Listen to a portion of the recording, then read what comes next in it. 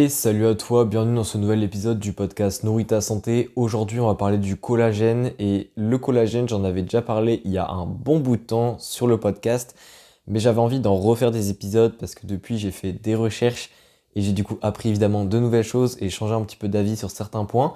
Donc, je vais pas faire qu'un seul épisode sur le collagène, il y en aura un deuxième déjà de prévu, ça c'est sûr, où je vais parler plus de la supplémentation.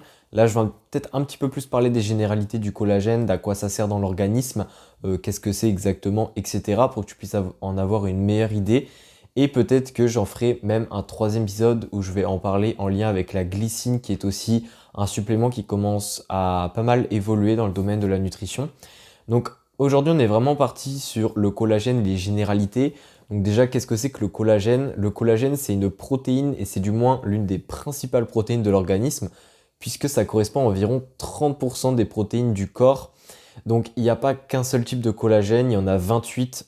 Alors 28 de trouver parce qu'on pense qu'il y en a encore plus, mais on n'a pas encore étudié toute la, toute la panoplie, on va dire, du collagène, parce que c'est vraiment une protéine très présente et très variable en termes de forme, en termes de fonction. Donc il y a 28 types de collagène. Les types sont numérotés au niveau de l'ordre de découverte, c'est-à-dire le type 1, c'est lui qu'on a découvert en premier, etc. Ici, ce qu'on va s'intéresser plutôt, c'est le type 1, le type 2, le type 3. Donc, le type 1, surtout, c'est celui qui compose vraiment la majorité du collagène. C'est notamment pour ça qu'on l'a découvert en premier. Le type 1, il faut se dire que c'est celui qui est surtout présent au niveau de la peau. Ça constitue une énorme majorité des protéines en fait qui est présente au niveau de la peau. Après, il y a le type 2. Lui, par exemple, le type 2, de manière générale, on dit qu'il est plutôt présent au niveau des cartilages, aussi au niveau de l'œil sur certaines zones.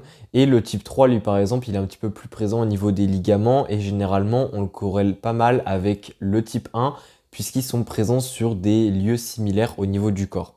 Donc à quoi ça sert concrètement la protéine en fait de collagène? C'est une protéine dans l'organisme qui est vraiment responsable de la structure, donc aussi bien la structure comme je l'ai dit des cartilages, de la peau, des ligaments, etc. Donc c'est vraiment un rôle de maintien et si cette protéine de collagène n'est pas synthétisée en de bons taux, ou si elle est dégradée trop rapidement, etc., eh bien au final tu vas te retrouver avec une peau qui va être de mauvaise qualité, peut-être des cartilages qui vont être trop fragiles ou qui ne vont pas réussir à se régénérer correctement. Et ça peut amener à plusieurs problèmes, aussi bien des problèmes esthétiques que de santé ou même que de performance sportive, comme ici on s'y intéresse. Donc concrètement, la protéine de collagène, c'est quelque chose qui a été mis sous forme de supplément depuis quelques années, mais ça s'est vraiment développé et popularisé il n'y a pas si longtemps que ça. Généralement, en termes de collagène, on prend soit du collagène de type 1 et 3, soit du collagène de type 2. Ça, je vais y revenir dans l'épisode de podcast qui va suivre, donc l'épisode numéro 2. Mais pour revenir un petit peu au collagène sans parler de supplémentation, le collagène, c'est aussi quelque chose qu'on peut retrouver dans l'alimentation. Donc je parlerai vraiment de la supplémentation dans l'épisode à venir. Je pense que ça ne sera pas super long. Je vais surtout donner mon avis personnel parce que au niveau des ressources scientifiques, c'est encore assez débattu. Il n'y a pas encore les idées totalement claires et du coup, ça mérite un petit peu de réflexion personnelle pour pouvoir faire ses choix. Mais au niveau de l'alimentation, effectivement, le collagène, c'est une protéine qu'on retrouve dans du coup les sources animales principalement, donc les viandes principalement, c'est-à-dire que les œufs et les produits laitiers n'ont pas de collagène, puisque le collagène, comme nous, c'est une protéine qui est présente aussi bien au niveau de la peau, comme je l'ai dit, au niveau des tendons, au niveau des ligaments et au niveau des cartilages. Donc c'est quand on va manger de la viande avec du coup des toutes petites parties peut-être de cartilage, de tendons, peu importe, où on va vraiment absorber et consommer du collagène. Alors le collagène qu'on consomme avec l'alimentation est très très faible, c'est-à-dire que le collagène qu'on va synthétiser par nous-mêmes dans notre corps est extrêmement élevé d'un point de vue quantitatif par rapport au collagène qu'on va consommer directement via l'alimentation. Donc c'est aussi pour ça souvent on se supplémente en collagène parce qu'il n'y a pas vraiment d'aliments riches en collagène dans l'alimentation, bien que ça peut être débattu parce qu'il y a des aliments riches en glycine et la glycine favorise le collagène.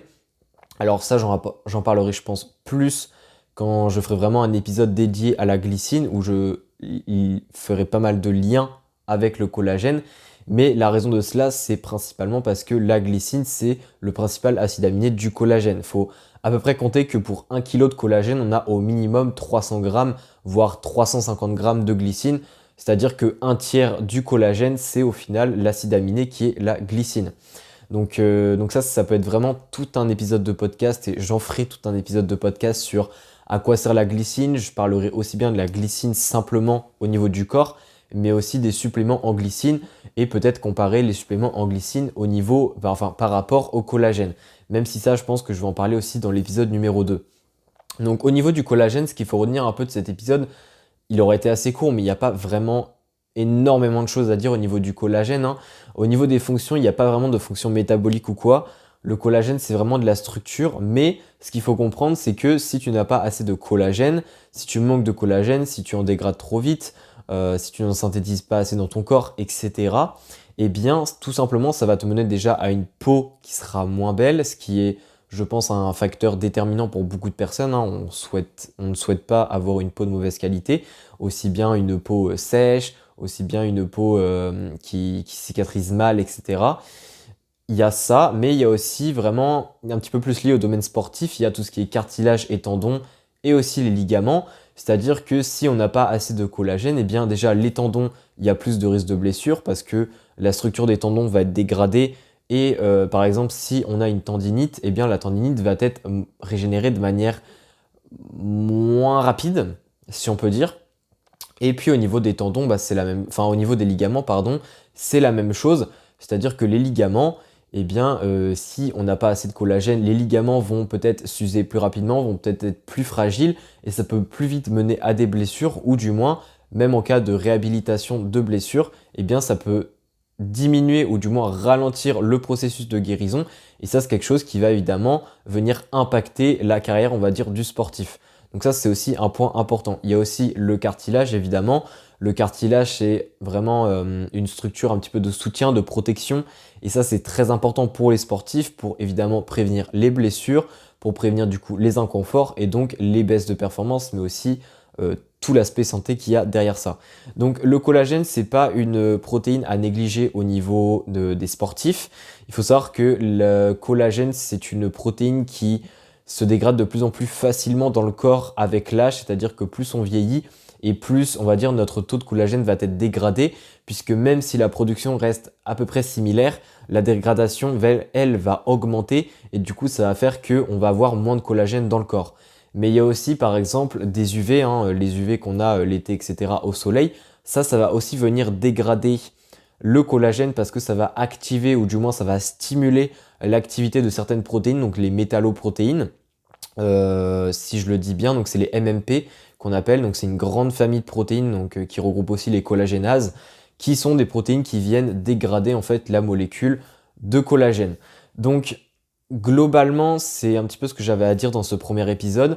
Je vais parler plus des suppléments en collagène dans l'épisode qui suit. Alors ça va pas être super détaillé non plus. L'idée c'est que je vais te donner les grands principes et je vais aussi donner ma réflexion personnelle.